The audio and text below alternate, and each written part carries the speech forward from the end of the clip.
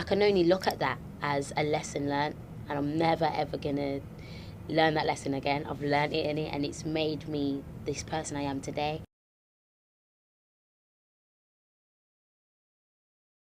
Well, back in the day, probably 5 years before, I'd take it to heart. I'd be in my feelings if I saw a YouTube comment. What? I'm ugly. Like, I'd be proper in my feelings. But now it's like, I think that's why I'm in the position I am in now, because I've learned that you can't judge your life off someone's opinion. When you hear someone say something to you that you probably don't want to hear, you subconsciously start thinking that is the truth, whereas that's just an opinion. That person might not like your song because they're not into that song, or they don't like your shoes because they don't like that colour. But I used to really take things to heart and be like, oh man, maybe I shouldn't do that anymore.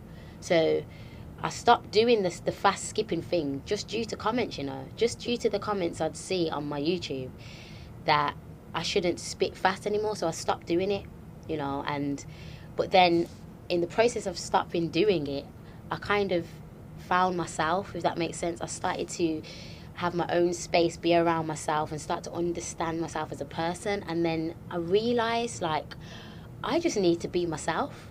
I need to actually be 100% myself when I do music. This is why this fun side has been shown now, because that is me when I'm off mic.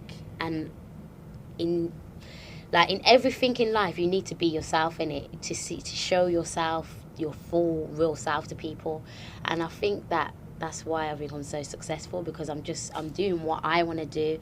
No one else is doing this fun, energetic visuals. The videos are visuals, and like the way I am in the video, and that, like, no one's really doing that, and that's me. That's 100% me. So yeah, I just think, like, just getting to know myself and understand myself and having my own space, because back then I was around a lot of people. I was getting swayed. So many opinions were getting put to me, and I ain't gonna lie, I just felt so anxious and self-conscious, because I thought, wow, it's like I can't do what I want to do. I feel a bit like if I do that, I'm gonna get opinions. So it's like I just had to just push everyone away and just do me. And once I started doing me, I started flying. It's mad.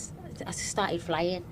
So that's one thing I tell everybody, like, just do you. Don't worry about what anybody's saying to you, and anybody that is there trying to sway what your vision is, then they're not meant to be there. They just don't want you to succeed. So you have to kind of lock yourself away from people sometimes, even people that you think are there for your best interest. Sometimes, majority of the time, they're actually not. They want to be there to see you fail. That's what they're there for. So you actually have to be alone sometimes and just sit down and focus on what you want to do and what you want to achieve. That sounds, and I know it's the truth. That sounds almost like, hold on, I thought everyone around me is supposed to be like team me. It's true. When you start to realise that some people aren't there for what you may deem as the right reasons, how are you able to internalize that? How are you able to bounce back? Because that would have been your core support system at that time. There's ways, and it depends on the situation with the people that are around you, how you get out of that situation. But I've been through a situation where I've learned the worst way, but at the same time, it built me to be a stronger person. It also made me more confident. It made me more, I felt powerful because at that time I was weak, I was broken. And to get from there to where I am now, I can only look at that as inspiration and motivational, because I never thought, looking back, in that position where I was there, when I didn't want to do music anymore, I felt like everyone was against me and the people around me just wanted to see me fall. I felt like I could not move from this state of mind. I never thought it was possible to be in this position now, smiling, because I was the opposite then. So I can only look at that as a lesson learned, and I'm never ever gonna learn that lesson again. I've learned it in it, and it's made me this person I am today. And also, probably without going through that, I probably wouldn't have thought I need to space on my own, and I need to focus, I need to take a year out and just understand me more, instead of just putting out music.